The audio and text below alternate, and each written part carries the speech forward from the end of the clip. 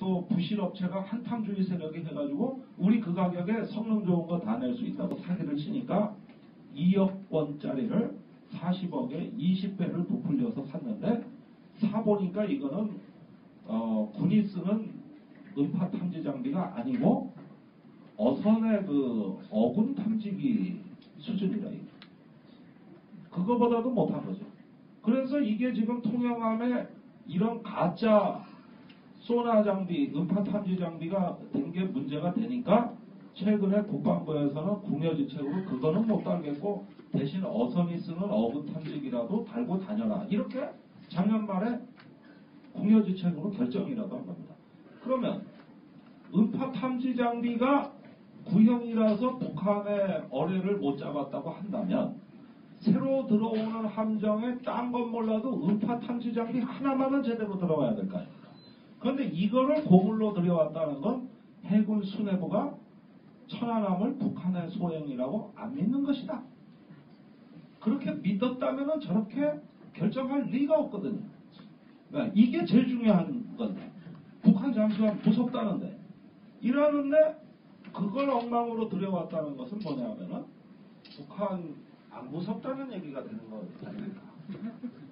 그래서 이렇게 들여와도 되는 거 아닙니까? 그런데 그렇게 들여오는 과정에서도 해군의 총장이야 한 개의 라인이 다 몇천만 원씩 얼마씩 거기서 또 삥을 뜯었다는 얘기입니다. 또 그래서 총장부터 다 구속이 되신 거예요. 지금 그러면 저기 그동안 요 몇 년 사이에 천안함과 연평도 사건 거치면서 북한을 규탄하고 안보 태세를 얘기하고 제주도에 강정망을 무리하게 짓고 그렇게 국가안보를 외치셨던 그분들이 사실은 이 안보 위기를 돈 벌 기회로 생각했다는 것이지 진짜 군사력을 제대로 정비하는 일하고는 별 관련이 없으셨다는 결론밖에 안 납니다. 그래서 역으로 제가 국회에서 토론회가 벌어졌을 때 방산비리 토론회에서 자 보수 정권 7년 지금 국방비는 매년 37조 그 중에 무기 도입비는 10조 그러면 간편하게 계산해서 지난 7년간 무기 도입비 70조라고 치자. 그 70조 원을 쓴 지난 7년 동안에 제대로 들어와서 야전에서 성능을 발휘하는데 성공한 무기체계에 있으면 딱 한 건만 나한테 대봐라. 딱 한 건만.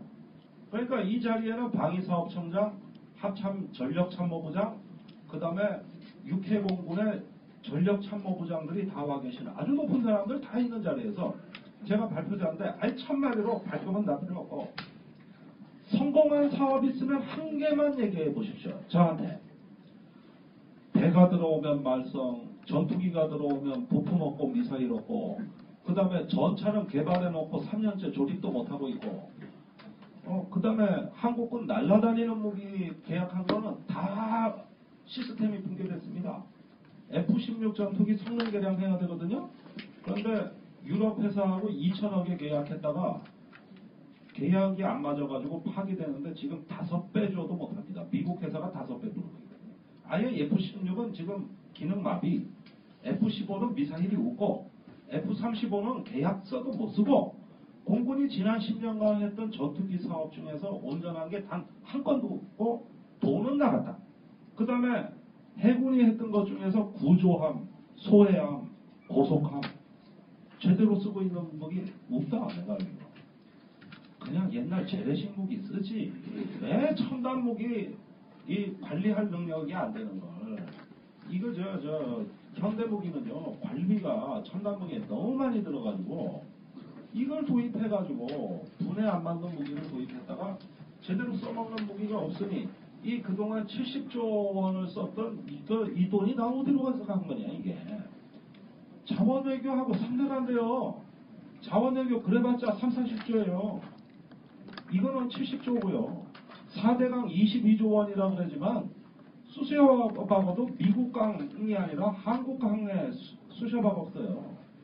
이 무기 도입 70조는 그 태반이 외국으로 나간 돈이에요.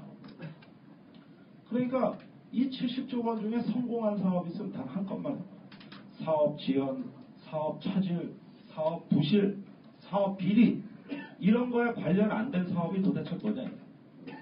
근데 이상한 일 아닙니까? 왜 지난 7년간 보수 정권에서 이런 얘기. 그런데 방산비리 요즘 수사단이 발표하는 거 보십시오. 대부분 2009년, 10년, 11년에 벌어진 거 지금 수사 발표하는 겁니다. 그때 이명박 정부 때예요. 근데 이명박 정부 그때 국정의 중요한 국정과제가 방산비리 척결이었습니다. 그러면 방산비리 척결을 외치는 와중에 빼먹었다는 거 아닙니까? 이게 가능한 얘기냐. 그래서 내막을 알아보니까 영국제 헬기다, 또 저기 각종 무슨 아파치 헬기다, 최근에 들어오는 값비싼 무기를 MB가 방위사업청장을 불러서 직접 이거 사 저거 사 아예 직접 찍어서 제시를 했다는 겁니다. 이게 이런 대통령이 없어요. 그런데 방위사업청장은 아예 보고서를 써갈 때 하도 국방비가 아깝고 무기 도입 예산이 이게 비리천지라고 대통령이 얘기를 하니 그러면은 이렇게 하면은 예산 20% 30% 절감할 수 있습니다. 이래가지고 부실한 무기를 하나 슬쩍 끼워놓고 요걸 사면은 쌉니다 하고 아예 보고서를 써가니까 대통령은 잘 됐다 그거 사 이런 식으로 대화가 오고 가는 건데 지금 방산비리에 다 터진 거는 그때 그 무기라 이래요. 지금 나오고 있는 게 전부 그 무기라 이래요. 그러면 국방비가 아까우면 그렇게 이거 사 저거 사 해서 무기 예산을 줄일 게 아니고 무기 소요 자체를 줄이면 됩니다. 그게 국방 예산 절감하는 정답입니다. 북한에 있을 것 같기도 하고 없을 것 같기도 한 저 위협에 대비해서 엉뚱한 무기 들여오는 그것만 단속하면 국방 예산이 주는 거예요. 근데 소요는 다 벌려놔. 옛날보다 다 벌려놓고 예산을 일률적으로 20% 30% 심지어는 40%까지 깎으니까 어떻게 되느냐 하면은 이때는 이제 짝퉁 업체들이 들어오는 거죠. 근데 대통령은 이걸 구별할 전문성이 없어요. 그 다음에 방위사업청장은 그 코드에 맞는 보고서를 써가는 거고 그러면서 방산비리 척결하겠다고 그랬는데 그게 오늘날 알고 보니까 다 비리였다는 거 아닙니까? 우선 부실한 무기를 사면니까 예산이 엄청 다운될 거 아니에요. 그런데 너무 다운되니까 중간에 돈이 남으니까 이게 비리로 주머니로 들어가는 거란 말입니다. 이게 지금 우리가 알고 있는 방산비리 실체예요. 그러면 밑 빠진 독에 물 붓기입니다 이거. 지금 육해공군은요 7년 전보다 지금 그 70조를 쏟아붓는데 어찌된 일인지 과거보다 전투 준비가 더 소홀해졌다는 거예요 지금. 아니 우리 능력보다 과도한 무기를 그것도 빼고 사버렸는데 야전에 전투 준비가 그러면 발전하겠습니까? 안 오려면 퇴보하지. 거기에다가 군대 요즘 보시다시피 아찔합니다. 저 총기 사고가 얼마 전에 예비군 났습니다. 그 비슷한 사건이 1년 전에 전방에서 터졌어요. 그때 총기 난사 사건이 있고 나서 전방에 28사단에서 사건이 났는데 우리 아주 진짜 눈에 넣어도 안 아플 애들 5명이 총을 맞고 빨리 구급 응급이라도 했으면 살릴 수 있었던 애들이 과다출혈로 죽었습니다. 5명이나. 그러니까 앞으로는 전방에 애들 다 방탄복을 입히겠다는 겁니다. 그러면 제가 얘기하는 건 이 방탄복은 북한군이 무서워서 장착하는 무기가 아니라 아군이 무서워서 그러니까 대아군용 무기체계라 이겁니다. 그 다음에 예비군 훈련 조교도 이제 방탄복을 입히겠다는데 이건 역시 북한이 무서워서가 아니라 우리 시민, 우리 예비군이 무서워서 있는 방탄복. 그러니까 대아군용 무기가 이제 들어오기 시작합니다. 그리고 이제 예비군 훈련장에 조교 중대장한테 실탄을 주겠다는 얘기인데 이 얘기는 뭐냐면 이상한 놈이 있으면 싸우라는 거예요. 그러면은 이것도 북한군을 잘 지키라는 실탄이 아니라 우리 아군용 무기를 지급한다 이 얘기가 되는 겁니다. 이게 군대입니까? 이게 군대예요? 이거 군대 아니에요. 제가 병영혁신위원 하면서 6개월을 군 전방을 돌아다녔어요. 작년에 윤유병 사건 때문에. 이제 애들을 못 믿어 어디까지 가는지 아십니까? 애들 군번줄 있죠? 왜? 그 영어로 도그택이라고 개목걸이라고 하는 거 군번줄에다가 전자태그를 달아가지고 휴일날 상황실에 앉아서 애들 소재지를 파악하겠다. 이게 이름하여 사물 인터넷 기법을 도입한 창조 국방의 1번 과제가 애들 개목걸이에 전자택을 달아가지고 휴일날 화장실에 갔는지 어두운 지하실에 갔는지를 상황실에 앉아서 파악했다. 이게 개혁과제로 창조국방이라고 들어왔습니다. 애들 못 믿겠다는 거야. 안 보이는데. 보호해주는 거죠. 예. 보호해주는 보호해주는 거예요. 그러니까 24시간. 그것도 안 돼서 왜 우리 어린이집에 왜 CCTV에 애들 폭행 사건이 나니까 요즘 보육원에 CCTV 달자는 거 아닙니까? 이제는 장병들 생활관에도 CCTV를 달았겠다. 다 보겠다 이거야. 다 보겠다. 보호해주는 거예요. 보호해주는 거. 좋게 생각을 해요. 좋게. 보호해주는 거예요. 그리고 간부들이 밤 10시가 돼도 퇴근 못합니다 이제. 불안하니까. 전방 가면. 이게 이름하여 창조국방이라는 겁니다. 그러는데 사람을 못 믿어요. 믿을 수가 없는 거예요. 믿을 수가. 사고가 터지니까. 우리 국방도 없어도 미국이 다 지켜줘요. 그래서 우리 국군이 지켜줘요. 합시다. 감기 풀립시다. 예. 아니 맞습니다. 예. 그러니까 이제는 이런 군대가 전쟁을 사실 할 수 있느냐? 원래 군대는 전투를 하려고 만든 조직 아닙니까? 그때 제가 이렇게 전방 다녀보니까 아니 이런 끔찍한 이제 서로를 못 믿는 거예요. 그 다음에 전방에 걸어다니는 시한폭탄들이 있다 이게. 이름하여 관심병사라는 건데 A급이라는데 A급 정도 되면은 곧 자살할지 모른다는 우려되는 병사를 의미하는 건데 얘들을 수용소를 만들어 거리로 다 빼버리자 얘. 그래가지고 1년에 그린 캠프라는 걸 만드는 자살 예방 우려자를 수용을 하는데 이게 1년에 3,000명이 입소합니다. 그런데 지금 병영혁신 개혁을 해가지고 더 빨리 솎아내자 그래서 그게 10,000명 단위로 늘어납니다. 그러면 전 세계 어느 나라 군대 중에 자살 우려자 10,000명에 달하는 수용소 있다는 얘기 들어보셨습니까? 그 다음에 아군이 무서워서 방탄복을 빨리 지급한다는 나라 들어보셨습니까? 이게 군대입니까? 사람은 사람대로 이러고 장비는 장비대로 이러고 들어오면 애물단지대나 장비에다가 거기에다가 장군들은요 병영의 실태가 어떻게 되더라는지 몰라요. 맨날 지시만 하면 다 되는 줄 저절로 알고 있어요. 이래서 우리하고 인권단체 사람들하고 서구의 재향군인하고 우리가 논쟁을 하죠. 이게 군대 맞냐고 말이지. 내가 보니까 이런 군대 전쟁도 못하고 이거 다 혁신해야 됩니다. 이러면 아니 이게 군대를 와해시키려는 음모라는 군 인권센터에 대해서 아니 사람 미쳐버립니다. 이제는 이 장군들은 지금 군대가 제일 좋으신 분들이거든요. 명령하면 다 되는 줄 알고 있습니다. 그리고 외국 군대 가보십시오. 세상에 제가 징병제 국가 스웨덴, 스위스, 핀란드 다 다녀봤습니다. 대만. 세상에 장군 식당이 있는 나라는 우리나라밖에 없어요. 외국에는 스테이크 오늘 나온다 그러면 장군, 사단장부터 병사까지 앉아 다 같이 스테이크 썰고 그때 얘기하고 병사가 있고 부사관이 있고 사단장이 있고 똑같이 밥 먹지. 한국군같이 장군 식당 따로 있고 간부 식당 따로 있고 병사 식당 따로 있는 나라가 도대체 어디입니까? 이런 나라가 어디 있습니까? 그러니 병사들이 어떻게 사는지 알 수가 없지. 먹는 거 틀려, 자는 거 틀려, 일하는 거 틀려. 그러니 장군들이 이 병영 생활을 알 리가 우리만 참 몰라요. 여기에다가 엉터리 먹인 왕창 갖다 놓으니까 어떻게 되는가 하면 제가 다녀보니까 어르신들 군대 생활 많이들 하셨겠습니다만 그 시절하고 다릅니다. 지금 군대는. 이제는 이 군대 유지하기에도 벅차요. 그리고 엄마가 부대 앞에 와서 하숙해요. 그래가지고 저 백령도 해병대 아예 하숙 집어서 오시는 부모님들 난 봤어요. 거기서 매일 저녁마다 피자 배달해주고 치킨 배달해주고. 어머나.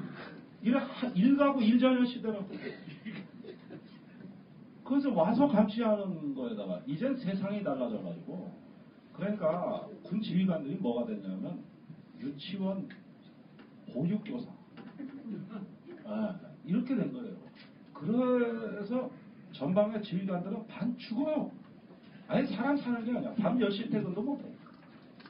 왜? 불안해서 퇴근 못해. 불안해서. 이래가지고 한국 군대가 잘하는 거 딱 한 가지 있습니다. 부대 관리. 인성검사를 5번을 하고 생활기록을 남기고 상담기록을 남기고 이거 안 남겼다 사고 터지면 지휘관이 다 뒤집어 쓰거든요. 그러니까 상호, 감염검사, 인성검사, 생활기록부 뭐해서 한국 군대가 탁월하게 잘하는 거 한 가지 뽑으라면 부대 관리. 이건 전 세계 어느 나라 군대가 못 따라옵니다. 그러니까 이게 왜 이렇게 됐느냐? 아주 본질적인 원인이 뭐냐? 저기 소위 말하는 전력 지수론의 함정입니다.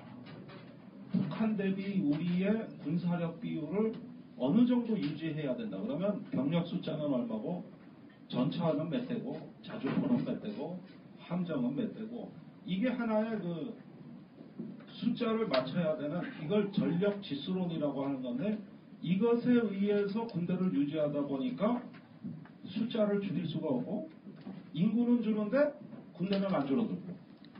그러니까 이제는 제가 군대 생활할 때 징집 자원의 51%가 군대 갔습니다. 지금 89%가 군대 갑니다. 2017년이 되면 98%가 갑니다. 그러면 외형적인 불구자 빼놓고는 다 가야 됩니다. 인구가 줄어드니까. 그럼 그 사이에 군 구조를 바꿔가지고 병력을 줄여야 되는데, 국방개혁을 추진하던 노무현 대통령 때 2005년 당시에 육군이 56만 명이었습니다. 지금 그나마 줄여서 49만 명. 원래 노무현 대통령은 30만까지 줄이라고 그랬거든요, 육군을. 그 다음에 해군군 합쳐서 한국군 총병력을 50만으로 줄여야 된다고 그랬습니다.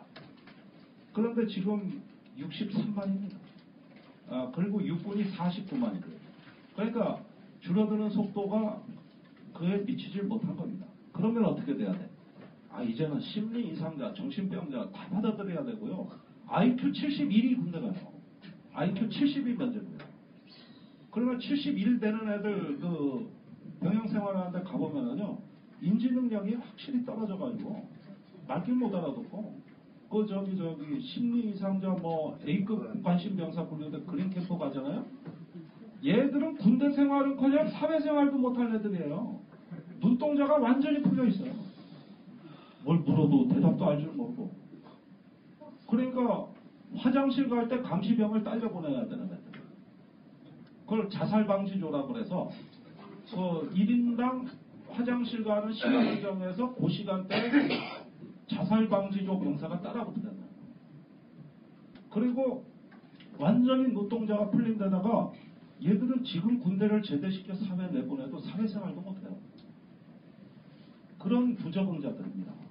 우울증 환자들이 많습니다. 이러면 얘네들을 군대 데려다가 제대도 못 시키고 수용소에 가둔 다음에 생활관에 넣어놓고 밖에서 못 잠그는 겁니다. 그리고 상담병사를 한 분대마다 대여섯 명씩 현역병을 투입해가지고 24시간 같이 하는 거예요. 이런 수용소를 이제 10,000명씩 1년에 수용하는 그런 건데? 그러면 이거 유지하느라고 또 병력 들어가. 뭐 해? 아니 그게 손해지. 자기들이. 이럼에도 불구하고 숫자를 유지해야 된다는 게 이 나라 군대입니다. 그럼에도 불구하고 군 구조를 못 바꾸겠다는 겁니다. 이 숫자를 유지해야 되겠다는 겁니다. 이렇게 되면은 2020년경 되면은 외국에서 어디 아프리카나 아니면은 남미나 이런 데 가서 용병을 수입해 오든지 무슨 수로 이걸 숫자를 맞추려고. 그런데 다 역대 정부가 하던 국방개혁을 딱 하나 박근혜 정부 들어와서만 국방개혁이라는 용어 자체를 없애버렸습니다. 그러니까 병력 줄어드는 걸 여기서 전부 요구해버린 거예요. 이게 순차적으로 줄어들고 있었어요.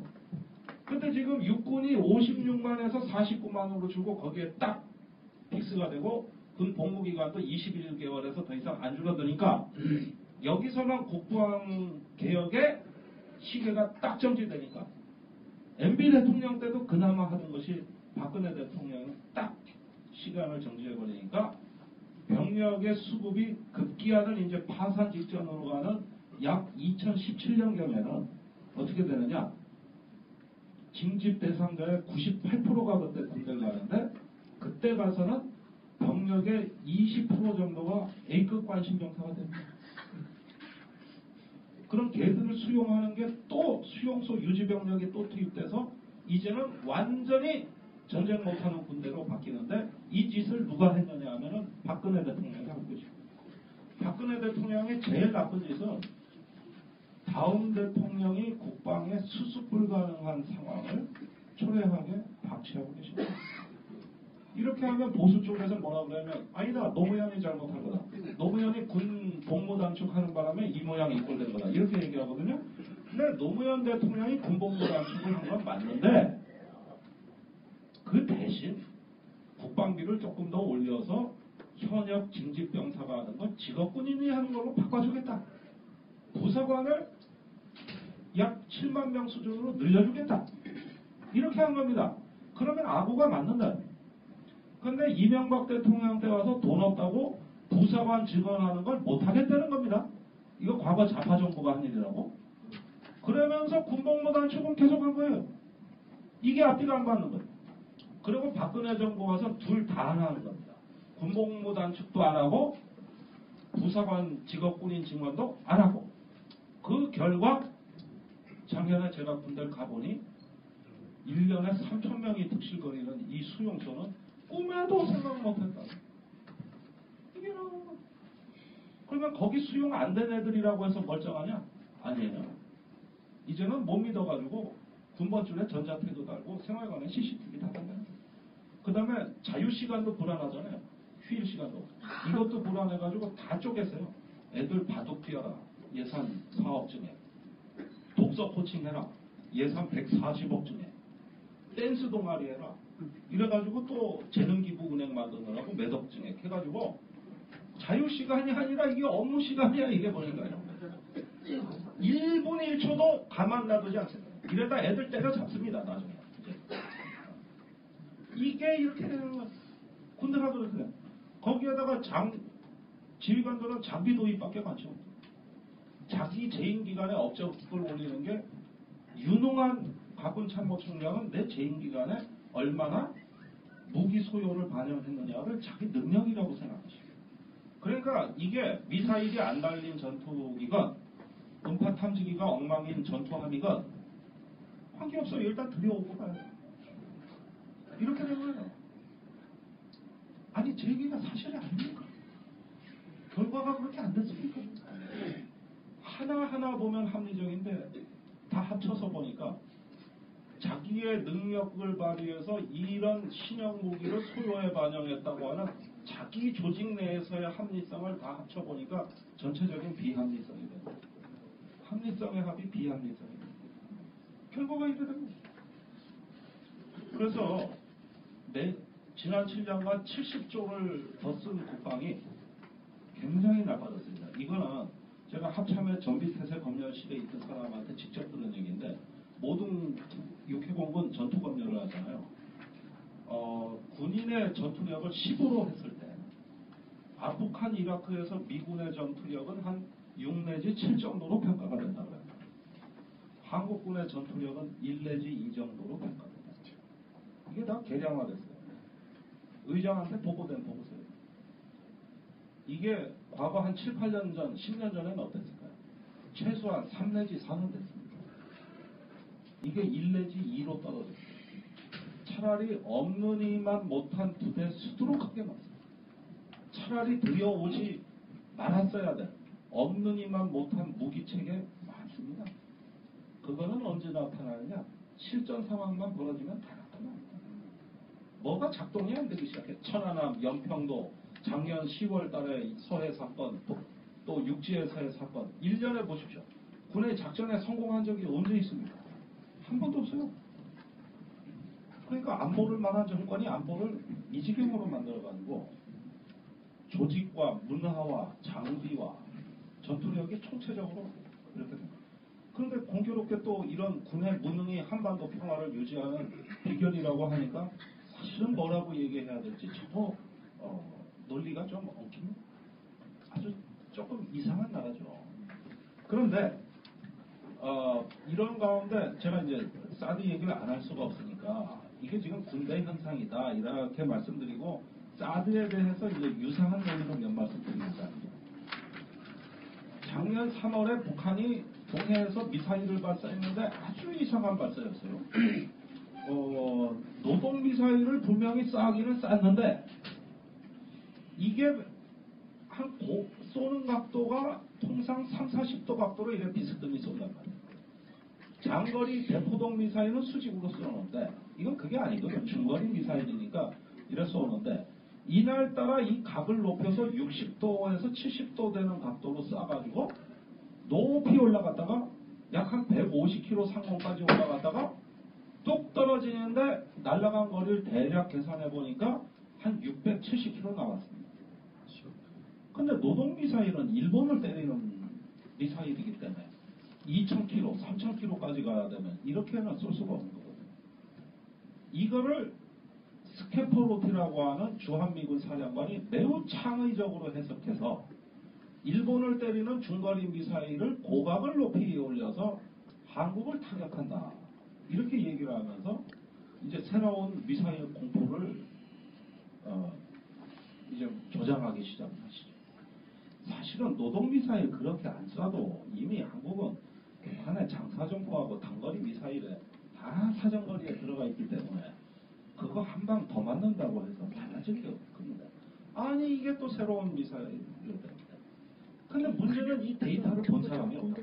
그렇게 쌌다는 소문은 들리는데 이게 왜 그렇게 쌌으며 그렇게 했을 때 이유가 있을 건데 이걸 지금까지 우리가 아리송한데 주한미군 사령관이 창의적인 해석을 해준 거예요. 그래서 이제 사드가 들어와야 된다는 거 아닙니까? 원래는 사드는 150km 상공의 그 고고도에서 적의 미사일을 잡는 요격 미사일이거든요. 이게 이제 주한미군에 배치되고 또 한국도 언젠가는 사야 된다는 쪽으로 열풍이 불기 시작을 합니다. 원래 미사일 방어에 관한 거는 한미 국방부 간에 이런 걸 논의하는 기구가 있어요. 한미 국방부 산하에 있는 확장억제위원회라는 조직입니다. 이 확장억제위원회에서 지난 5년간 북한 미사일 위협 대비 토론을 해왔습니다. 그런데 5년 동안 이 사드 얘기는 나온 적이 없다. 어느 날 매우 자극적인 방식으로 주한미군 사령관이 이 사드 얘기를 갑자기 꺼낸 거예요. 이건 한미 간에 고려 안 했던 거예요. 이게 갑자기 들어왔다. 그 논거는 저 노동 미사일이 좀 이상해요. 이거 한 가지죠. 단지 해석입니다. 그런가 하면 사드 열풍이 막 부는데 올해 5월 8일 날 이번에도 이상한 일이 또 한 번 벌어지는데 북한에서 잠수함 발사 미사일을 공개했다는 겁니다. 김정은 위원장이 이제 보는 앞에서. 그래가지고 사진이 서너 장이 노동신문에 실립니다. 그런데 물 밖으로 바다에서 뭐 수중에서 발사한 미사일이 물 밖으로 나와 날아가는 장면이 보이거든요. 이게. 그러니까 이제 잠수함 발사 미사일이다 이게 SLBM이라는 건데. 그런데 사드라는 거는 전방에서 날아오는 걸 레이더로 이렇게 빔을 쏴서 감시하는 건데 잠수함에서 쏜다는 건 뒤에 돌아와가지고 뒤통수에서 쏜다는 얘기예요. 그렇다면 사드가 이것도 무용지물이 된다는데. 그래가지고 얼마 전까지 사드 못 사면은 이건 나라 망하는 것처럼 떠들던 조선일보가 이걸 보도하면서 이제 사드도 소용없다 이렇게 보도를 하십니다. 불과 몇 개월 만에. 그런데 이상한 건 말이죠. 그 노동신문에 게재한 사진이 원판 사진이 아니라 그러니까 최근에 김정은 시대 들어와가지고 북한은 서방 세계에다가 이 원판 화질 좋은 사진을 많이 공급해 왔거든. 근데 꼭 이런 거 보도할 때는 그게 아니라 PDF 파일에 떠 있는 사진을 오려오기를 해서 붙인 사진이에요. 그러니까 우리가 보기엔 분명히 조작 같기도 한데 화질이 나빠가지고 애매한 거예요.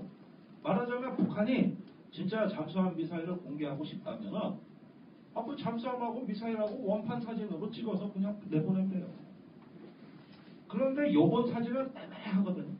요게 조작받기도 하고 아닌 것 같기도 하고. 그런데 박근혜 정부와 조선일보는 조작일 가능성은 없다. 이거는 미사일 발사는 진실이다.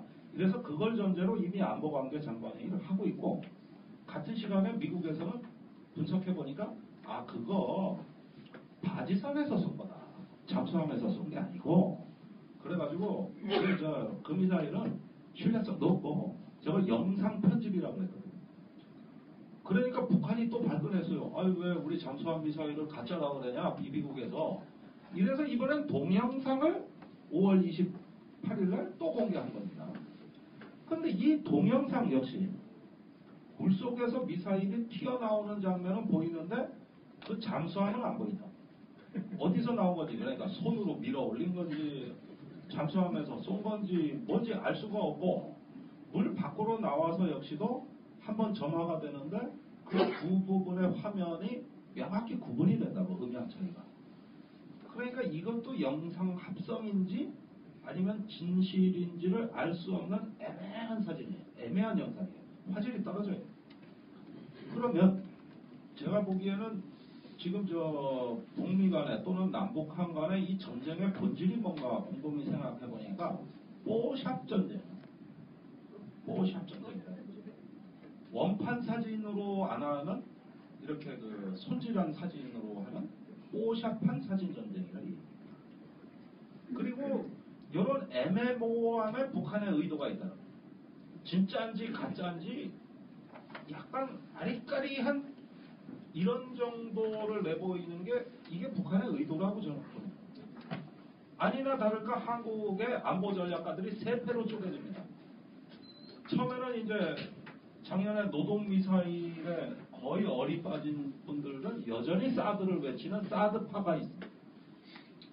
근데 잠수함 발사 미사일이 나온 걸 보니까 사드도 별 실효가 없다. 역시 킬체인이 최고다. 킬체인. 그 선제 타격해서 잠수함 못 막는다. 잠수함 출항할 때 잠수함 기지를 때려보세요. 미사일 못 막는다. 미사일 쏠 것 같으면 선제 공격으로 미사일 기지를 때려야 된다. 이게 킬체인파입니다. 이게 최고다. 킬체인파. 그런데 제3의 그룹은 뭐냐면은 사드가 킬체인이건 다 헛소리다. 핵에는 핵밖에 없다. 그래서 한국이 NPT 조약을 탈퇴해서 국민들한테 박근혜 대통령이 국민투표를 붙이면은 대다수 국민들이 찬성할 거니까 그 길로 한국의 핵무장 옵션을 선포하는 것이다. 이거지 뭐 너절너절하게 돈 많이 드는 사드 킬체인이냐. 이래가지고 핵무장파가 또 생겨요. 그래서 사드파, 핵무장파, 킬체인파가 있는데 이 사람들이 서로를 배제하고 있다고. 그래서 가만히 보니까 북한에서 뭘 슬쩍슬쩍 보여주면 한국에 한 개 개파가 한 개씩 생기니까 북한은 다음에 보여줄 게 줄줄이 남아있거든요. 저번에 미사일 보여줬는데 안 믿으니까 이번에는 뭘 보여줘야 되겠습니까? 그 미사일을 발사하는 대형 잠수함을 보여줘야 돼요. 이거 모조품이건 가짜건 상관없어요. 뭔 뽀샵한 사진이 있어요. 뽀샵 기술이 들어가거든요. 이게 다음에 나올 거고, 그것도 원자력 잠수함 건조한다고 분명히 이럴 것이고, 그 다음에 또 서해 스텔스 함정 나왔다고 할 것이고, 네. 이런 식으로 슬쩍슬쩍 보여주면 조선일보하고 조편이 하루 종일 틀어줘야 돼요. 그러면 새로운 파가 하나씩 생겨요. 나중에는 뭐 보여줄 거냐면요, 언젠가 나온다니까요. 수소폭탄을 개발하고 있다 그럴 거예요. 핵융합실험 성공했다 그런다니까요. 수소폭탄은 너무 무서운 무기라서 이거는 뭐 원자탄의 많게는 100만 배 위력이니까 이거는 너무 위력이 무시무시해서 과거에 미국과 소련도 개발하려다 포기한 무기 아닙니까? 그러면 미국, 러시아도 못 갖고 있는 무기가 수소폭탄 아닙니까? 이거는 쏠 필요도 없어요. 그냥 앉아서 터뜨리면은 한반도 전역과 일본과 중국까지 한꺼번에 초토화되는 수소폭탄 개발 가능해요. 그거 개발하고 있다 그러면 어떡하게 돼요? 이제 미사일도 필요 없어지는데. 그러면 지금 한국의 심리 상태로 보면 저 종편과 조선일보의 심리 상태, 북한에 뭐 하나 슬쩍 보여주면 거의 기절해버리는 이 정신머리로는 나중에 수소폭탄 개발한다 그러면 완전히 혼수 상태가 돼서 사지가 마비되는 극단적 상황이 올 겁니다. 이대로라면. 왜? 잘 속아주니까. 이런 포샵 전쟁에 나중에 핵융합 실험까지 이것까지 다 예정돼 있어요. 미안하지만.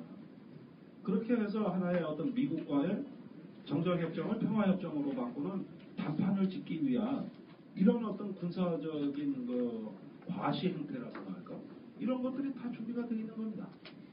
그러면 제가 한 가지 이제 여기서 좀 분명히 해야 될 게 국정원의 심리전단 만들고 왜 국방부가 사이버 사령부라는 거 만들었잖아요. 그거 왜 만들었느냐? 북한이 선전선동을 하고 심리전, 사이버 심리전을 하는데 국내 종북 세력이 거기에 영향을 받으니까 이걸 차단하려고 이런 조직을 만들었다. 이 얘기 아닙니까? 네. 그래서 대선 때 댓글 달았다는 거 아닙니까? 종북 세력 낚기 위한 미끼를 위해서 댓글을 달은 거지 우린 대선 개입한 게 아니다. 이 얘기 아닙니까? 그죠? 북한 심리전이 그렇게 무섭다는 거 아닙니까? 그러면 국내 종북 세력이라 하는 사람들이 북한이 선동하면 거기를 그대로 믿고 따르는 게 종북 세력이라면 북한이 뭘 슬쩍슬쩍 보여주기만 해도 거기에 말려 들어가지고 거의 기절을 하시는 이분들이 종북 세력이 아니면 누가 종북 세력입니까? 네. 맞아요? 아니 이게 심리전에 말려드는 거예요. 그러면 맨날 심리전 하다가 그 심리전에 자기가 말려든 이 심리전이 자기 최면이 돼가지고 내가 심리전에 걸려버리는 이런 심리전이 있는 거죠. 그렇잖아요. 그러면 북한이 잠수함 발사 미사일 사진 그건 거의 가짜라고 우린 보는 건데 그걸 진짜라고 믿고 외국에 나갔다가 병에 걸려서 들어 눕기만 하고 계시던 박근혜 대통령이 벌떡 일어나셔가지고 안보관계 장관의 일을 주재하고 그것도 연 사흘을 주재하고 NSC 상임위를 열고 이랬을 때 그 전제는 뭐냐면 저 북한 미사일 시험은 진짜라는 걸 전제로 이 회의를 긴급 회의를 한 거 아닙니까? 그러면은 북한의 심리전에 말려드는 게 자기들이 북한의 심리전에 말려들지만 않으면 국민들은 얼마든지 안심하고 살아도 되지. 자기들이 먼저 북한 심리전에 말려들어서 그냥 기절 초풍하고 나가지고 심리전을 한다. 얘기는 좀 이상한 거 아니냐.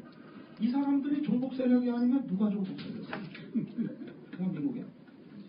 이건 가짜 미사일 전쟁이에요. 사기극이라고 사기고. 그리고 이런 거를 함으로써 북한은 나름대로 얻는 전략적 이점이 있어요. 우선은 전쟁이 어디서 나든 간에 상대방이 사드파, 킬체인파, 핵무장파 또 그 외에도 많을 거 아닙니까? 이렇게 갈라져서 싸우게 되면 북한이 얻는 전략적 이점은 상당합니다. 우선은 군사용어로도 디사이시브 오퍼레이션이라고 전쟁 때 전쟁 양상을 결정짓는 진짜 결정적 작전이 뭔가가 헷갈려지는 거예요. 이게 미사일 방어 작전인 걸 우선해야 됩니다. 만약에 사드 미사일 방어 작전을 하려면은 우리나라 이 좁은 전쟁터에 전쟁 계획에 의하면은 약 5,000대 전투기가 득실거립니다. 전쟁 나면 작전 계획상으로 미국에서 증원되는 전투기가 3,800대, 한국군 전투기가 400대, 북한군 전술기가 600대, 일본 자위대 전투기가 300대. 그러면 약 한 4, 5천 대가 한반도 상공에 득실거린다는 얘기 아닙니까? 전쟁 나면? 그런데 미사일 방어하려면 얘들 다 비켜야 돼. 상공에 전투기가 득실하면은 우리 미사일을 함부로 쏠 수가 없는 거예요. 이런 작전이 한꺼번에 다 되는 게 아닙니다. 선택을 해야 되거든. 군사지도자는.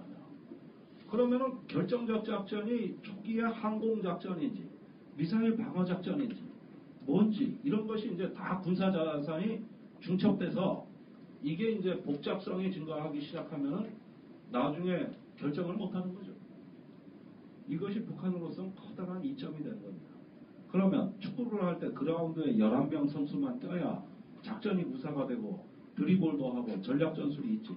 욕심난다고 선수를 100명씩 투입하면 드리블을 해도 이게 저기 상대편 팀이 걸림돌이 되는 게 아니라 아군이 아군이 걸림돌이 걸림돌이 돼가지고 되죠. 드리블이 안 되는 거 아닙니까? 그런 위치, 똑같은 위치로 한국군의 770종의 무기 체계와 이제부터 이제 이렇게 새로 들어오는 무기가 이게 중첩이 되면 이제는 저기 이 복잡성을 감당을 못하는 사태가 되니까 북한으로서 봤을 때 저 한미 연합군이 무엇이 결정적 작전인지를 헤매게 되는 것이죠. 각자 조직의 이해관계로 다 잘라지고 연합작전이 안 되고 합동작전이 안 되는 거예요. 그 마침 때마침 사드파, 킬체인파 나눠진다는데 뭐 그렇게 나쁠 게 뭐 있습니까? 나중에 또 교란하고 싶으면 뭐 하나 과시해버리면 그만인 것이죠. 그러니까 민주시민의 가장 큰 권리, 우리가 평화를 이룰 수 있는 가장 큰 간단한 방법, 권리는 뭐냐? 북한이 제기하는 공포를 안 받아버리는 거예요. 저 사람들이 제시하는 저 공포, 우리한테 뿌려주는 공포를 조선일보는 다 받아먹지 않습니까? 그 공포에 우리는 안 질리겠다고 하면 끝나가는 거예요. 그러면서 냉철하게 있는 그대로 이거 기술적인 분석해보고 우리는 안 보아야겠다. 아 이러면 됐지. 이렇게 동네 축구 하듯이 우우 몰려다니기 시작하면 왼쪽 뚫렸다고 왼쪽 따물려고 오른쪽 뚫렸다고 오른쪽 따물려고 이렇게 동네 축구 해버리면 그러면은 저기 뭐냐 상대방은 갖고 놀죠. 거기에다가 이게 무섭다고 한미일 군사동맹 삼각동맹 하니까 어느 날 무슨 일이 일어났느냐. 아 이제는 우리를 개무시합니다. 이번에 샹그릴라 안보대화에서 그 국방장관 회담 내용 들으셨습니까? 일본은요 한반도에 우리 저기 한국에 들어갈 때 한국 동의 받고 들어갈게 이렇게 얘기하는데 그 우리 국방장관이 또 묻죠. 그러면 우리 동의 안 받고 북한을 직접 때리는 건 고려하는 거야 이러니까 그건 니네가 상관하지 뭐. 거기는 그럴 때마다 한국의 국호를 대한민국이라고 정확히 부릅니다. 북한은 조선민주주의인민공화국, 여기 휴전선 이남은 대한민국이다 이거지. 별개 국가 별개 남의 얘기인데 한반도 북단에 왜 한국이 대한민국이 감 나와라 배 나가라 그런 거는 논제가 아니라 그래. 그래가지고 논의를 피해버려. 아니 묻는데 대답을 안 하는 거예요. 대답을. 그러고 났더니 오후에는 또 중국 국방장관하고 회담하는데 이번엔 부참모장이 왔어요. 우리로 얘기하면 하참 차장 정도 되는 중국 양반이 와가지고 아니 아직 배치되지도 않았고 배치 검토도 안 했다는 사드 갖고 또 잔소리하는 겁니다. 이거 배치하면 재미없다고. 아니 박근혜 정부에서 사드를 못 들여와요. 지금 생산 중이라는데 그 생산이 제대로 되고 있는지 언제 테스트 되는지 아무도 모른다고. 이건 실체가 없는 논쟁이에요. 그런데 아니 들어오지도 않은 무기를 갖고 이렇게 또 잔소리를 하시면 아무리 중국이라 해도 기분 나쁠 거 아닙니까? 다 무시하는 거예요 우리를. 다 우리한테 와 들들 보는 거야. 아무것도 사실은 이루어진 게 없는데 일본은 질문해도 답변도 안 하고. 그러니까 이 구조는 어느 날 제가 자고 일어나 보니까 분쟁의 눈으로 이 동맹의 위계 질서를 보니까 미국이 1등 국가, 일본이 2등 국가, 한국은 저 밑에 3등 국가, 북한은 완전히 왕따 국가, 이런 서열 구조가 어느 날 나타난 겁니다 우리한테. 그리고 일본은 앞으로 우리한테 과거사, 위안부, 식민지 절대 사과 안 해요. 사과 안 합니다. 왜? 아니 저 한국은 무시해도 되는 나라인데 내가 왜 저 우리보다 못한 애들한테 가서 내가 왜 굽실거려야 돼?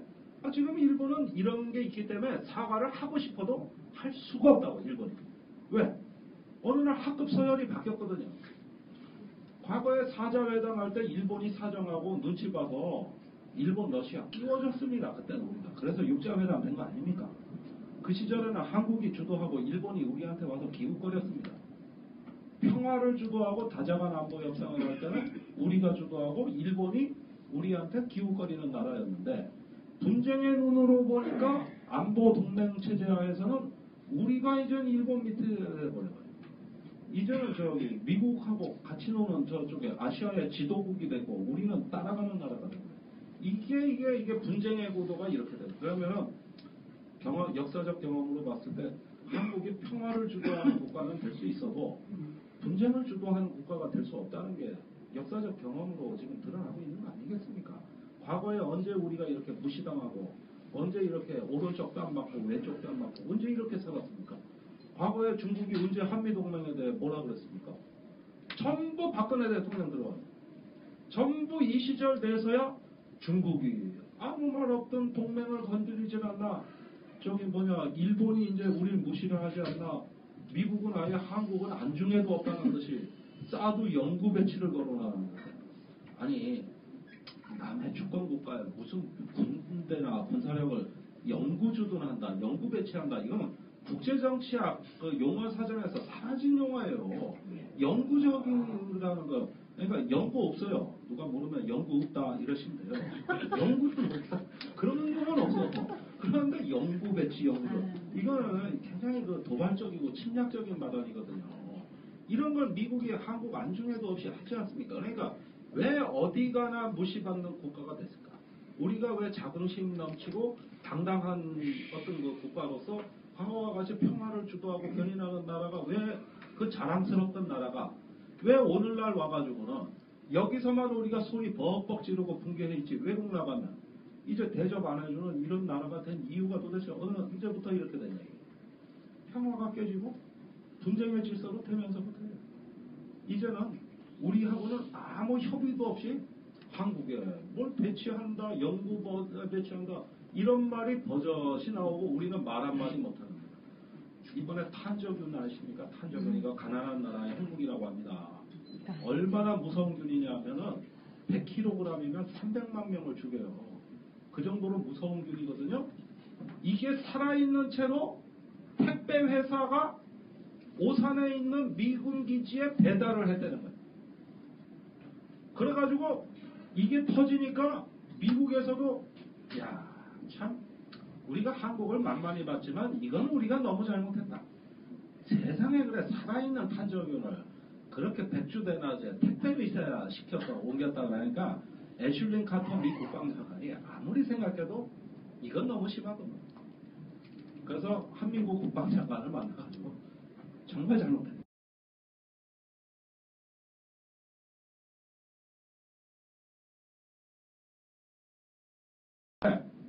같은 시간에 한국에서는 이 종편 보면 군사 전문가들이 나와서 뭐 그거 갖고 그렇게 국가가 걱정을 하십니까? 미국은 당연히 자기 탄저균 백신 개발하고 하는 건데 이거 문제 삼아서는 안 된다고 떠드니 아니 미국이 정중히 사과를 하겠다는데도 국내 그 저기 소위 전문가라고 하시는 분들은 아니 우리가 어떻게 방송에서 그런 사과를 받아? 아유 그러면 내가 몸둘 바를 모르지. 아유 사과하지 마시라고 거꾸로 사정을 그러니까 이게 상식의 문제인데 우리 동맹이고 나발이고 다 떠나서 국가의 기본은 안정과 주권 아닙니까? 안정과 주권의 기반 위에서 생존과 번영이 있는 거 아닙니까?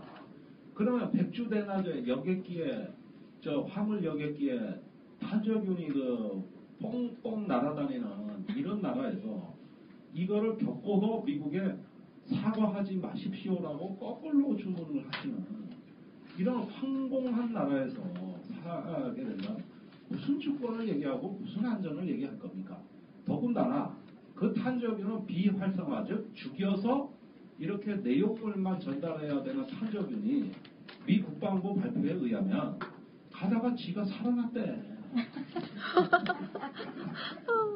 흘려서 보는 게 아니라 보내니까 지가 살아나대 균이 이렇게 해명을 하면서 아이고 그러니 우리가 너무 잘못했다 이거 이렇게 나오고 아예 아무리 우리 저 나라 지켜주는 형님들이라 그러지만 이 정도 괘씸한 소행을 했다 그러면 자기가 먼저 무릎 꿇고 나서는 게 국제기본 너무 당연하는데 이거 처음에 국민들이 시민들이 따지고 들까봐 초장부터 봉쇄하면서 저기 뭐냐 사과하실까봐 저 애지중지하는 그런데 리포트 대사 칼 맞으니까 저 앞에 가서 석고대제하고 부채춤 추고 멍석 깔고 아주 거의 통곡을 하시지 않았습니까? 그러면서 살아나시라고 기원을 하는데 그 리포트 대사는 병석에 앉아가지고 존 오버 더 퍼 교수의 투 코리아즈를 읽었다는 거 아니야. 그게 박정희 정권이 왜 독재 정권인지 그것처럼 설득력 있는 책이었거든요. 그런데 박근혜 대통령은 그 책을 안 읽어봤기 때문에 그 내용도 모르고 가서 그냥 이러실 거 아닙니까? 이런 나라에서 이게 주권과 안전이 뭔지, 우리 미래 생존이 뭔지 이런 걸 제대로 아는 정말 안보주의자라면 이거에 대해서 또 이렇게 비굴하게 나오고 개 무시 당해도 실실 웃고 다니는 저 철딱선이 없는 외교안보가 미래 우리 애들의 생존을 안전을 보장해 주겠습니까? 다음 세대를 위한 우리의 생존의 확신이 생긴다고 할 수 있습니까? 북한의 심리전에 말려드는 저 사람들이 종북 세력이 아니라면 누가 대한민국의 종북 세력입니까? 이게 사드의 본질입니다. 이건 유령 논쟁이에요. 그리고 미안하지만 박근혜 대통령 재임 기간에 사드 배치하겠다고 미국과 얘기 못해요. 우리 대통령은 자기 지지율 관리하기에도 급급하지 보수의 가치를 보면 통 큰 결단이거든요. 통 큰 결단이고 안보의 가치를 정말 구현하는 건데 보수의 가치로 보자면 그리고 미국은 한국이 매달려서 한국이 요청해서 사드를 배치해준다. 이 모양새를 취하고 싶은 거거든요. 지금.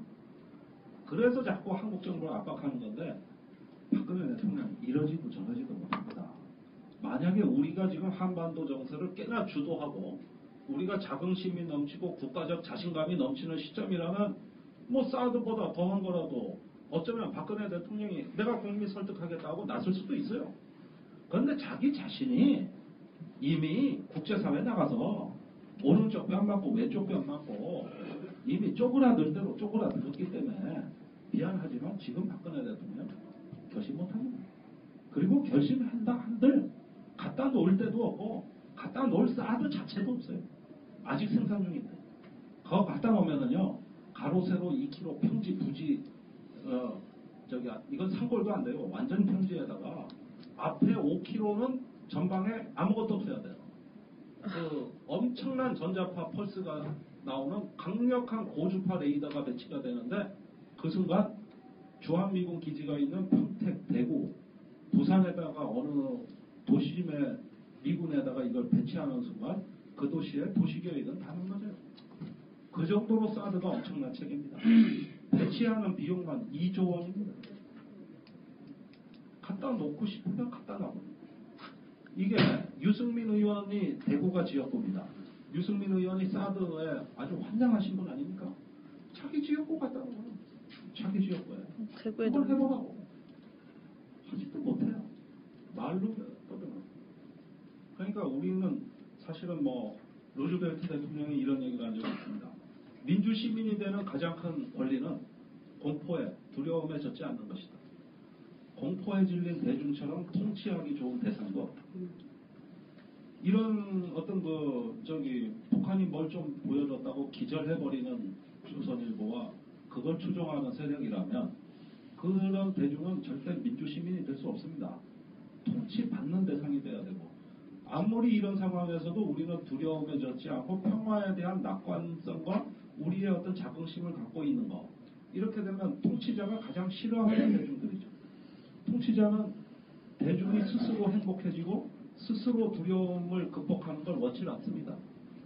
겁에 질리는 걸 원하고 스스로는 불행해지는데 자기가 해결사로 나서기를 원합니다. 그런 어떤 프레임에서 우리는 빠지지 않으면 되는 거예요. 저 북한 미사일 저건 궁지에 몰린 북한이 하나의 미국과의 단판을 짓기 위한 뽀샤 명상인 것이다. 더 지켜보자. 기술 분석해보자. 아직 두렵지 않다. 이렇게 하면 끝날 얘기를 가고 왜? 그게 정답입니다. 이게 사드 논쟁에 결국은 우리가 그렇게 무서워하는 무슨 이런 공포의 실체의 전부예요. 언젠가는 그러나 북한의 핵미사일은 현실화된다고 봐야 됩니다. 지금같이 방치하면 언젠가는 현실이 되겠죠. 저도 무섭습니다. 저도 그건 두렵습니다. 그러나 아직은 시간이 있고 무섭고 두려울수록 더 접근해야 돼요. 거의 시간이 이제 마무리 지어야 돼요. 아니 괜찮아. 질문 하나. 아직 안 마무리 말씀하고 질문 받겠습니다. 지정학 관계 얘기 안 했어요. 저기 지정학 관계로 마무리를 짓겠습니다.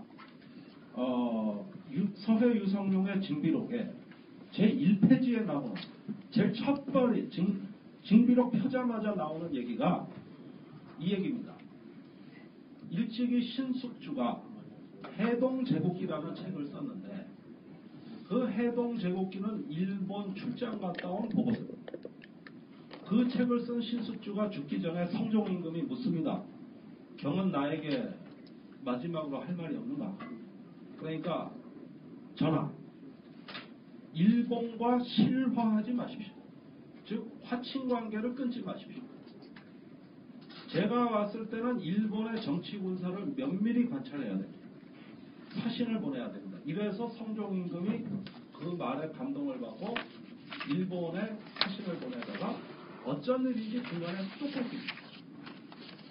유성룡이 임진년의 전라는 신숙주의 충고를 무시한 게 가장 우리의 큰 실수였다고 얘기합니다. 이렇게 얘기하는 거예요. 그게 징비록의 1페이지입니다. 그런데 이 징비록을 썼을 때 죽기 전에 쓴 징비록을 또 조선조정은 또 무시합니다. 그럼 징비록이 발간이 되고 일본에서 베스트셀러가 됩니다. 그래서 일본은 와신상담 절치부심 징비록을 읽어서 300년 후에 1894년에 청일전쟁에서 이기고 조선을 병합하는데 성공했는데 그때 시민들이 다 징비록을 읽었습니다. 300년 전에 우리는 왜 성공하지 못했는가? 이걸 갖고 300년 후에 성공한 거예요. 조선은 그걸 또 외면했던 거예요. 우리가 지금 북한 핵이 무서우면, 북한의 핵이 정말로 두려우면 북한하고 실화하면 안 돼요. 무섭기 때문에 접근해서 니네 진짜 의도가 뭐야? 왜 이 편집품을? 우리가 니네 정권, 니네 정치체제 다 이렇게 제거하려고 하는 거는 그거 보입니다. 상호 신뢰하자. 이게 신숙주가 성종임금한테 했던 조언입니다. 우리가 동일한 경고를 지금 북한에 대해서 지금의 외교안보 관계를 할 수밖에 없는 겁니다. 그렇게 북한이 슬쩍 보여주기만 해도 기절을 하실 것 같으면 북한에 접근하죠. 그래서 물론 그 변절자 신숙주지만은 해동제국기라는 전략서를 남겼다는 신숙주의 업적까지 우리가 부인할 필요가 없는 거예요. 경국대전을 더 구체화했고 해동제국기를 써서 이 지정학을 갖다가 통찰하고자 했던 지식을 우리가 과소평가해서는 안 돼요. 그러니까 사드의 지정학이라는 건 남북한은 여기에 없다. 이거는 지금 중국, 미국이 하나의 어떤 결승전 게임을 벌이기 위한 어떤 거 하나의 콘텐츠로 뿌린 건데 제가 4월에 중국 가서 취재했을 때는 중국 전체가 이 사드 때문에 지금 단단히 화가 나가지고 시진핑 주석한테 중국 국방부가 보고한 거는 앞으로 매년 400억 달러씩 3년간 국방 예산을 증액해서 현재의 2.5배 수준으로 중국의 국방비를 늘리겠다는 겁니다. 그게 대략 그렇게 되면 중국의 국방비가 약 3천억 달러에 육박합니다. 그리고 미국은 아시아에 전진 배치하는 군사력을 계속 증강하고 한국에 첨단 무기를 배치한다는 거거든요. 이렇게 되면 한반도에 하고 저 필리핀 있는데 남사군도 하고 그 다음에 타이완 해협하고 센카쿠 다이어디도 하고 이렇게 4개가 미중의 열점이 될 수 있는 하나의 그 링 구석이 되는 건데 강대국의 그 패권의 특권이라는 건 그 중에 어느 곳을 내가 전쟁터로 선택할 수 있다는 그 선택권을 갖는다는 게 바로 패권의 본질이라고 할 수 있는 것이죠. 어디가 제일 위험해지느냐 하는 것은 우리 학이 나름에 다른 것이죠. 그런데 지금 뭐 이런 사드 문제 무슨 뭐 이런 것들의 지정학이라는 것은 제가 모든 것이 북한의 위협을 명분으로 해서 진행되고 있다면 조선주의 전란이 있을 때마다 경고를 했던 명재상들의 그 조언을 임금이 무시한 게 천추의 아니라고 유성룡이 얘기했다면 그리고 지금에 와서 보니까 징비록이 이렇게 훌륭한 책이었다는 걸 이제 와서 깨닫는 거 아닙니까 우리가? 그렇다면 교훈은 예나 지금이나 뻔한 거예요. 그게 무섭다면은 주변국가 외교를 잘 하십시오. 우리가 평화를 주도해서 주변국으로부터 존중받고 북한하고는 실화하지 마십시오. 이게 신숙주 500년, 600년 전에 했던 얘기를 박근혜 전 대통령한테 똑같이 제가 들려드리고 싶은 이야기입니다. 이걸로서 일단은 두서없이 한 발표를 마치겠습니다.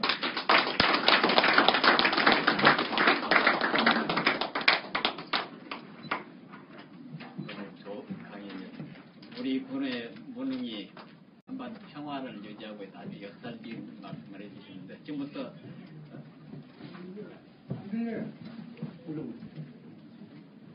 질문을 받도록 하겠습니다.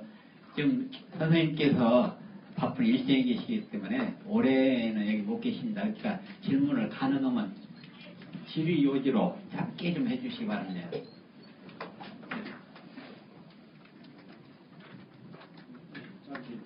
저는 통일무시정부에서 감사하고 있는 시설 김두기 씨입니다.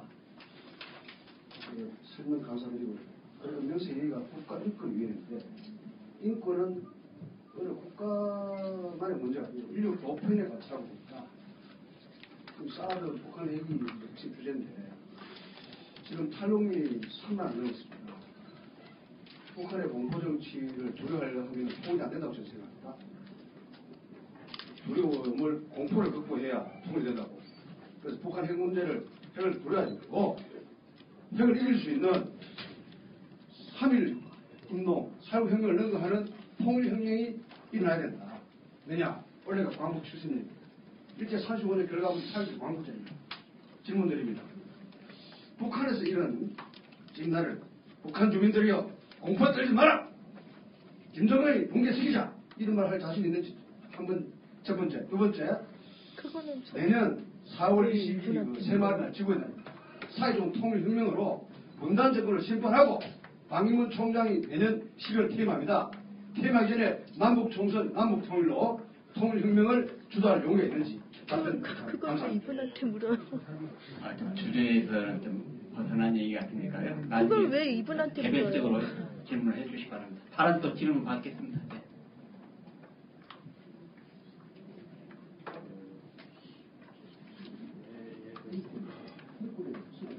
예, 그렇습니다. 그 한적연에 관한 말씀인데, 한적연에 관한 말씀인데, 그 미군들은 이제 한적연 백진을 다 맡고 있지 않습니까? 예, 다 맡고 있고 미국에서 한반도에 배치돼서 오기 전에 이미 여러 번 맡고, 근데 이제 한적연이 살아있는 거를 한반도에 이렇게 들여 오게 되면 뭐 사고라고 그러지만은. 그러면 이제 그게 활성화되면 죽는 거는 한국 사람이 죽고 백신이 안 맞았으니까 미군은 다 살아남지 않겠습니까? 이것을 좀 집중적으로 분석해야 되지 않겠나. 그래서 한국도 백신을 만들 수 있는지, 있다고 하면 우리가 스스로 만들어서 한국 시민도 다 맞히고 좀 이렇게 할 필요가 있겠는지. 혹시 그 다음에 제가 이게 아주 공상적인 질문이지만은 지금 뭐 무슨 그 박테리아가 막 퍼져나간다 그러는데 이름이 뭔지 모르지만은 메르스. 그거하고 전쟁 전략과 상관관계는 있는지.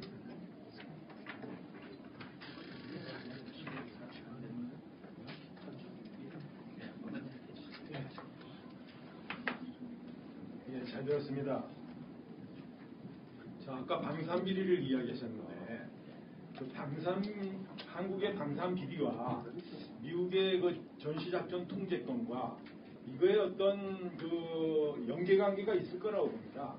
그래, 그걸 무시하고 미국의 전시작전 통제권을 무시하고 방산 이런 그림을 그릴 수 있을, 방산 비리의 어떤 그림이 나올 수 있을까 하는 그런 어떤 좀 의문이 드는데, 거기에 대해서 좀 어떻게 생각하는지 좀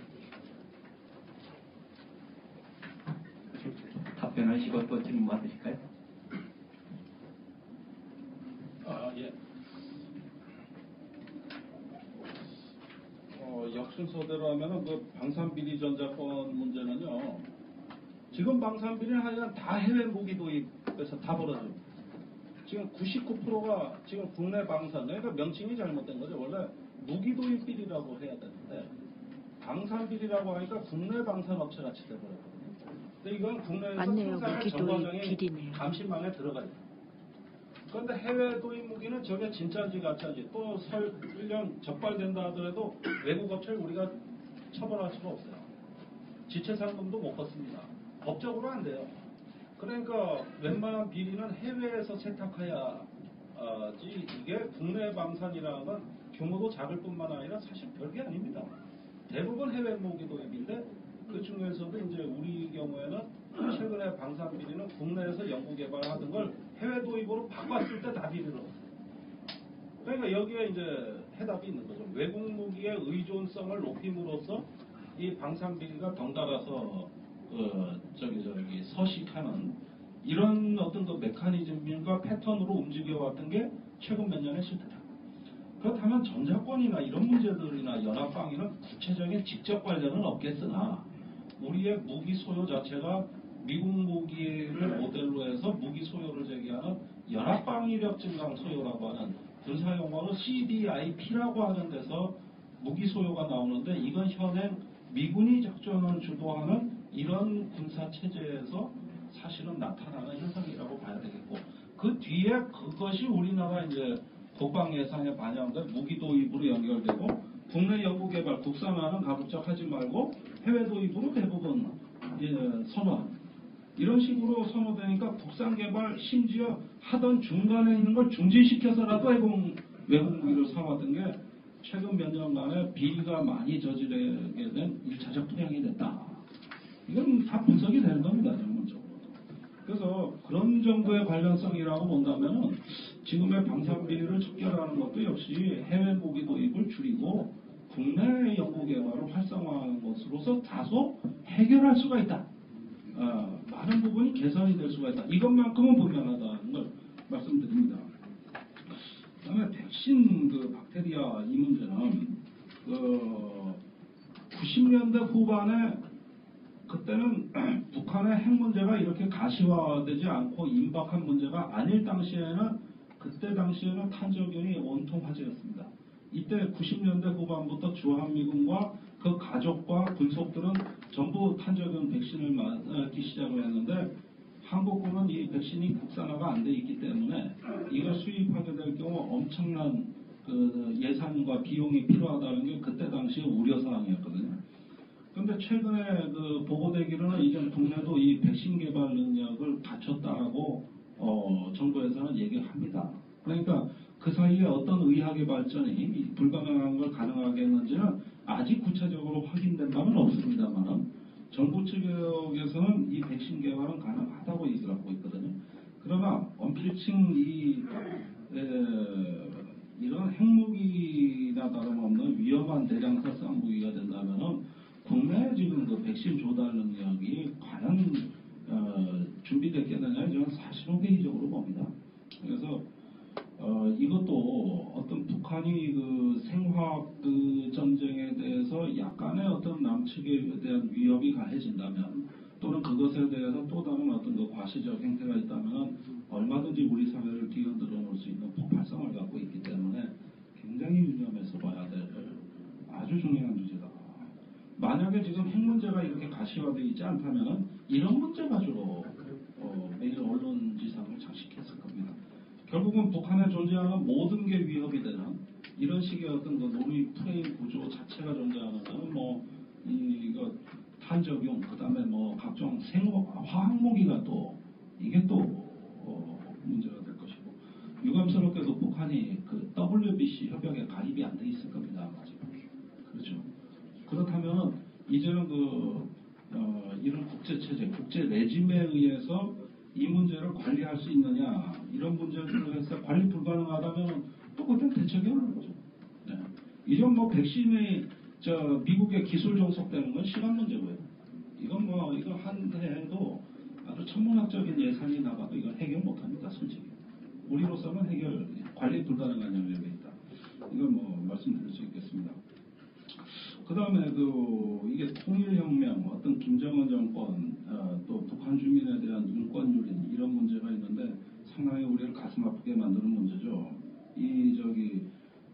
북한에 대해서 우리가 똑같은 잣대로 들이대지 못하는 이유는 북한은 우리와 같은 시기를 살고 있지만 분명히 우리가 다른 시대를 살고 있습니다.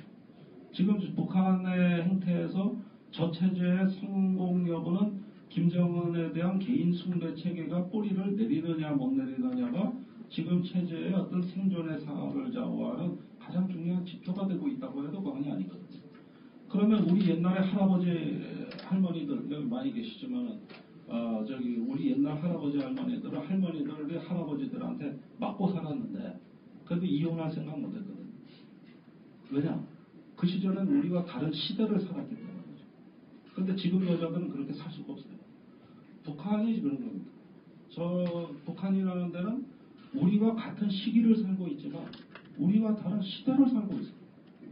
그러므로 저 체제가 나름대로 지금 뿌리를 내리고 있는 건 개인 숭배 체제가 뿌리를 내리고 있다는 것이죠. 이것에 대해서 북한 주민들이 전복하거나 저항하거나 아니면 인권적인 각성이 있는 시기가 온다면 저는 우리는 그건 도와줘야 된다고 봐요. 그런데 옛날 할머니들이 할아버지들한테 맞으면서도 이혼할 생각을 안 했듯이 지금 북한의 주민들은 상당히 많은 어떤 억압적 기제와 인권의 유린이 있음에도 불구하고 이걸 전복시킬 수 있는 어떤 그러한 결심을 하지 못하는 있는 상황. 그럼 우리가 사는 시대가 다르기 때문에 시기가 같음에도 불구하고 그러면은 결국은 우리의 기준에 의해서 북한이 변화되는 것은 바람직하고 좋은 일이지고 그 바탕 위에서 통일이 되는 건 가장 이상적인 일이지만 우리와 다른 시대를 사는 사람한테 이혼을 해라 아니면은 하지 말아라 이렇게 얘기를 외부에서 했을 때 그대로 움직이겠냐는 것이죠. 그래서 북한 주민의 관점에서 하는 것은 그분들이 더 많은 자유권과 평등권과 생존권을 누리는 것으로 우리는 분명히 도와드려야 되는 거고 당연히 방치해서는 안 됩니다. 그러나 우리와 다른 시대를 살고 있는 그 시대에 대한 어떤 그 부분을 우리가 개입하고 싶어도 어느 정도 한계가 있을 거라는 건 솔직히 인정합니다. 솔직히 인정하죠.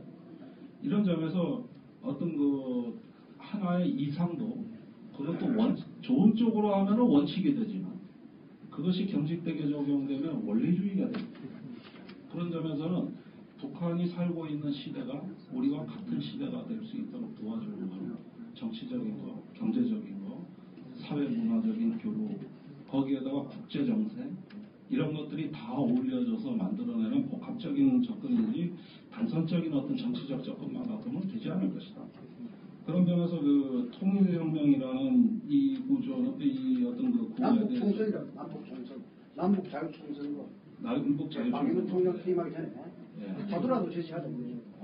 그러니까 그러한 어떤 그 비전이 있다는 거를 구상하고 만들어나가면 많을수록 좋은데 이 부분에 대해서는 솔직히 제가 대답드릴 자신이 없습니다. 아직까지는 되면 좋겠지만 아직까지는 그 자신이 없다 이런 말씀드리겠습니다.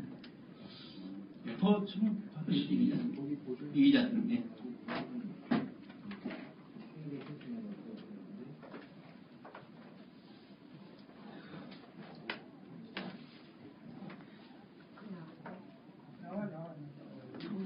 정말 우리나라가 북한하고의 안보를 강경하게 하지 않고 자연스럽게 해서 북한 사람들이 이제 그런 체제들을 하면 좋죠. 예, 오늘 듣기 어려운 공감대 비리 강의 너무 감사합니다. 정말 듣고 보면 속이 터질 것 같은데 정말 이 비리를 시민들이 어떻게 해야 시민들로서는 어떻게 해야 될 수 있는지 그거 하나고 또 하나는 군사 전문가시기 때문에 핵 문제에 대해서 물어보겠습니다.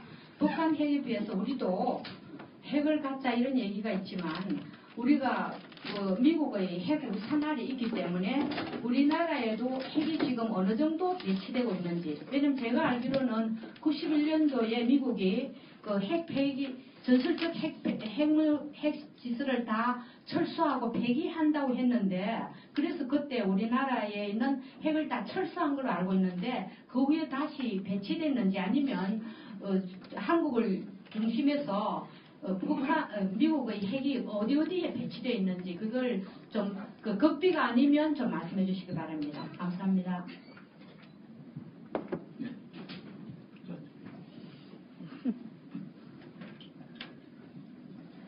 네, 지금은 국내적으로 복잡한 상황 속에서 있는데 우리가 금년이 지금 분단 70년이고 정말 광복 70년이라고 그렇게 얘기하고 있는데 지구상의 유일한 나라 아닙니까? 그래서 과연 이게 통일을 바라보는 시점은 한 100년을 가야 되는지 140년을 가야 되는지 그런 이제 걱정들이 많고요. 그래서 이렇게 상당히 중요한 시기에 위정자나 정치 또는 이 집단들이 그야말로 우리는 뭐 통일 염려도 없고 한반도의 평화 문제 생각 안 하고 그냥 막가는 그런 정치를 하고 있는 것 같은 생각이 들거든요.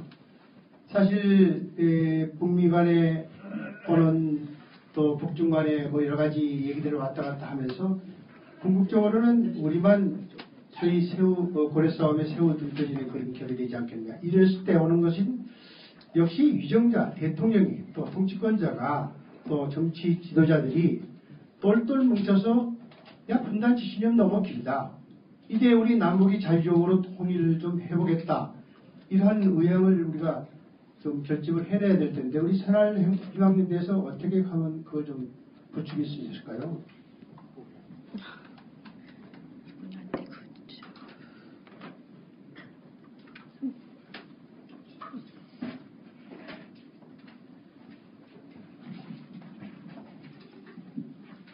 네, 말씀 잘 들었습니다. 결국은 아까 핵심이 그거였어요. 모든 정치하는 사람들, 특히 지금 대통령이나 이런 사람들이 자주적으로 하지 못해서 우리가 외교적으로 밀린다고 아까 말씀하셨잖아요. 미국 밑에 일본 그 밑에 뭐 우리가 뭐 한국이 이제 뭐 그 3자 되면 4자 되면 하면서도 밀리고 있다라고 얘기를 하셨어요. 그 이유는 결국은 북한하고의 우리가 정말 적대적으로 되면서 우리가 우리를 지키지 못한 것이고 이런 사드 문제나 뭐 탄저의 문제나 지금 뭐 메르스 문제도 전부 다 우리가 주도적으로 우리가 풀지 못하고 그렇기 때문이라는 것이 지금 강연의 중심인 것 같아요. 그래서 이 사회자님 지금 말씀하신 분은 언론에서 그 취재를 하셨던 분이시기에 저는 아주 무거운 얘기가 아니고요. 박근혜 대통령이 도대체 밖에 나가서 어떻게 했길래 우리가 이렇게 밀리는지 참 궁금하거든요. 그러니까 그런 얘기를 좀 취재를 하시면서 그러니까 박근혜 대통령이 잘해야 된다는 얘기를 아까 말씀을 하셨었는데 개인적으로 저도 그렇게 느껴요. 그러니까 대통령이 밖에 나가서 도대체 어떻게 했길래 우리가 외교적으로도 안 되고 정책적으로도 안 되고 나라는 이제 공포감으로 이제 뭐 지금 도배를 하고 있습니다. SNS에서는 이 정도까지 됐는지 재미있는 에피소드를 한번 듣고 싶습니다. 자, 시계를 2013년으로 돌려서 윤창중 사건 한번 봅시다. 그레이브라는 영어 단어를 유명하게 만든 사건입니다.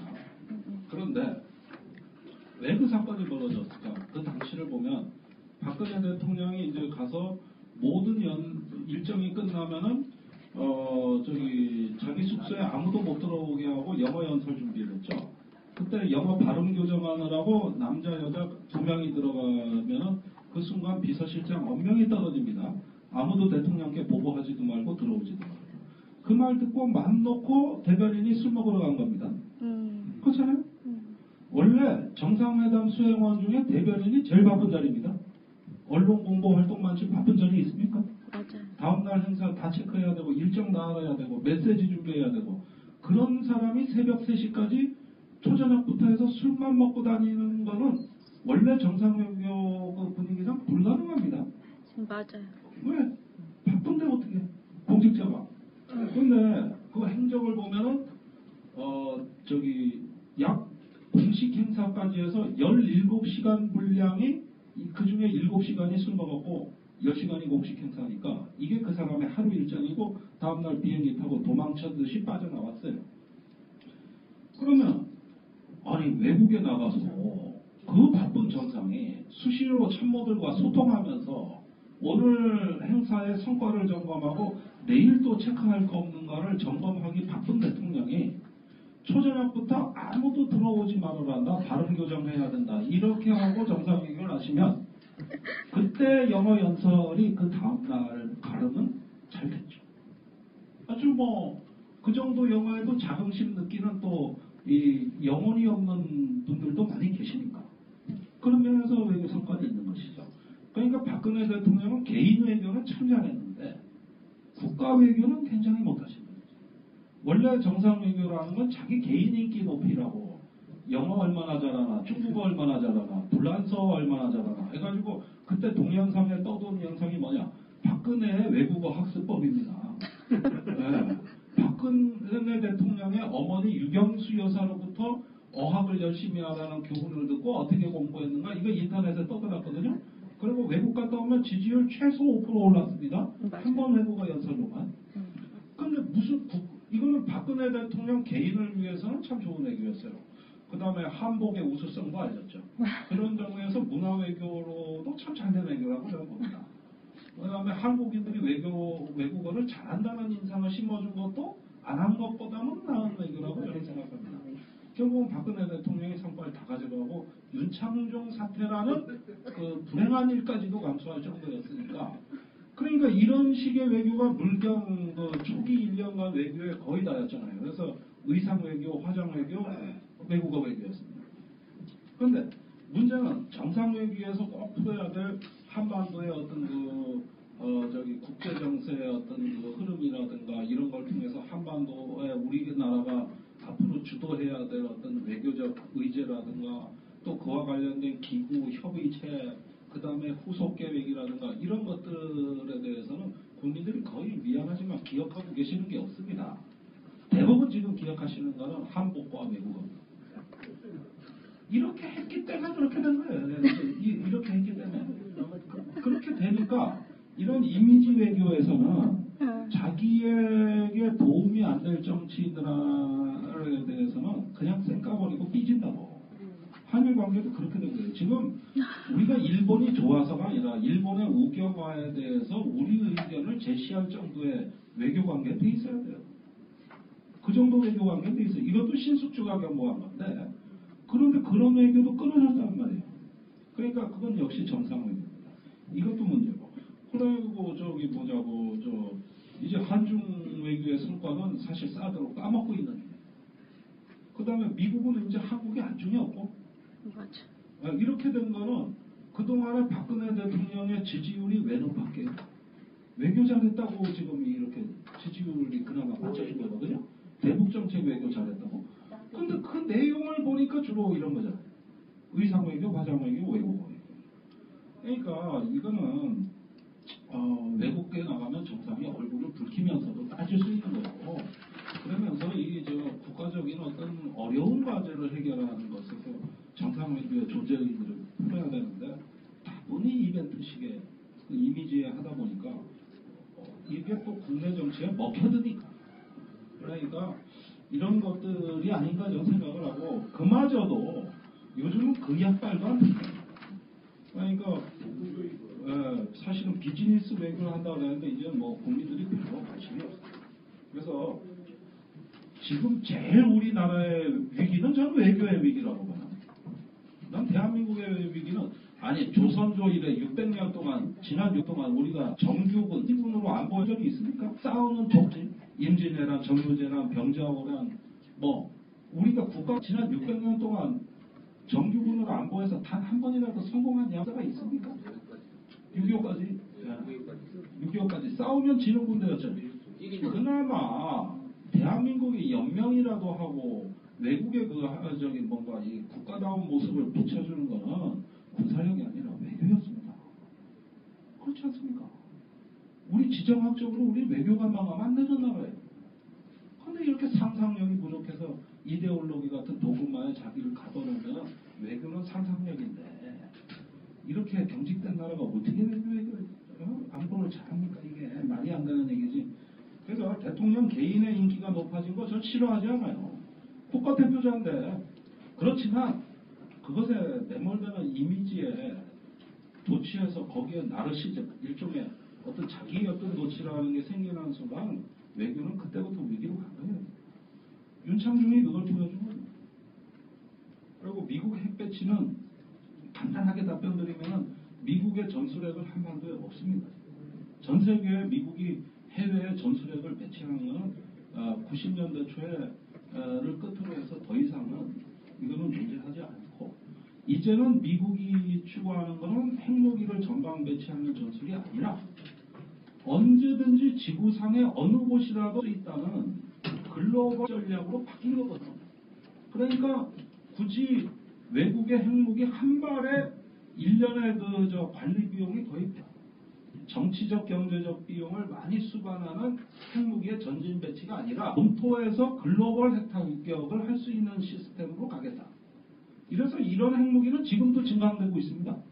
지금도 그 수단은 미사일, 잠수함, 전략 폭격기, 그 다음에 그 항공모함, 이런 것들에 의한 어떤 그 다양한 핵 투발의 신속성, 공격성을 보유하는 글로벌 스트라이크 전략이다. 이렇게 이해를 하셔야 될 것 같습니다. 그 다음에 방산비리나 이런 것들의 근본적 해결책은 물론 평화를 이루는 게 근본적 해결책이지만 그 전 단계에서라도 이런 국민들한테 분노를 잡아내게 하는 방산비리만이라도 근절시키려면 우선은 무기 소요를 합리화해야 됩니다. 북한의 위협은 뭐든 다 대비해야 된다는 식으로 비현실적 안보 정책을 가정으로 해서 모든 어떤 대응 전략을 다 구비해야 된다는 식으로 안보를 하면 이 소요가 가대해져서 그 무기 소요를 통제하지 못하면은 그 자체가 비리인데, 무기의 어떤 잘못된 소요가 자체가 비리인데, 이런 것들은 해결이 되는 것이 아니라 세계의 한탕주의 세력이 들어와가지고 한탕 해먹고 튀어버려요. 이런 식의 어떤 먹고 튀는 전략으로 대부분 비리가 터지는 거거든요. 그러니까 소요와 사안을 강구하는 수밖에 없는 거예요. 최소한의 필수적인 수준으로 안보, 나머지 그 특별로 대비해야 위협이 있다면은 외교적으로 예방 외교로 할지 동맹 연합으로 할지 우리 자체적으로 할지 충분한 검토 거치면 비리라는 거예요. 지금까지 비리가 저질러진 거는 전부 중간에 변경됐거나 아니면 계획이 없던 게 끼어들거나 이런 것들이 대부분 비리가 된 겁니다. 잘 검토된 것들은 비리가 없어요. 이런 식으로 국방개혁, 국방정책을 흔들어댄 게 이명박 정부입니다. 서북도서에 연평도 나고 방위력 증강한다고 막 그냥 쏟아붓잖아요. 쏟아붓어요. 그거 지금 다 부실 덩어리예요. 얼마 전에 북한 본다고 해서 그 띄워놓은 전술 비행선이 추락해서 5년간 시험을 했는데 계속 추락해서 결국 돈 130억 날리고 사업을 포기했습니다. 그게 바로 지지난달입니다. 우리는 5년 전부터 그거 잘못된 사업이라고 했던 사람들이에요. 왜냐? 저렇게 급하게 가면은 엉뚱한 사람 들어오고 그다음 결국 페이퍼 컴퍼니에 계약 해법이나 저게네.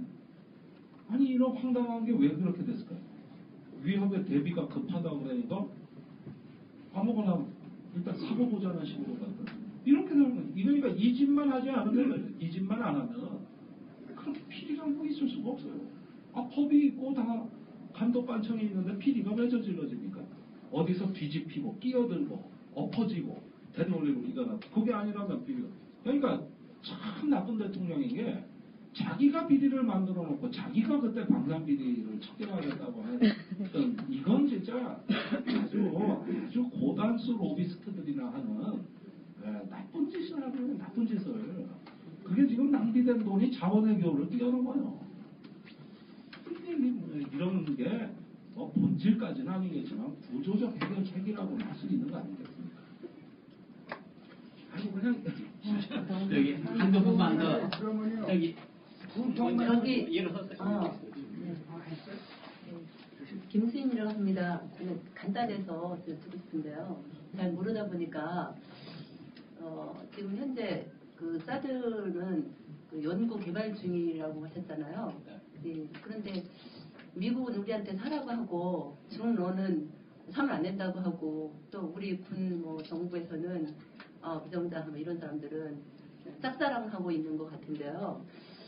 도대체 그렇다면 그 무기가 사드라는 무기가 어떤 위력을 발휘하길래 아까 거리는 말씀해 주셨는데 고고도라고 그랬거든요. 고고도 무슨 사드라고 그랬는데 그 고고도라는 그 말이 그 지상에서 높이인가요? 아니면은 그 사드의 지상에서의 대입고 넘어가는 높이가 어느 정도인지 그게 좀 궁금해서. 이건 150km. 네? 150km. 150km 지상에서의. 네. 감사합니다. 40km 아까 이하는 사드 저도 배치를 못 하면 전방 5m부터는 아무것도 못 논다고 이건 했었어요. 150km까지 가는 고고도. 그래서 유승민 의원이 대구가 지역구인데 사드 네, 배치를 네. 찬성하니 네, 대구 먼저 감사합니다. 하라고 아까 얘기했어요. 간단하게 두 가지만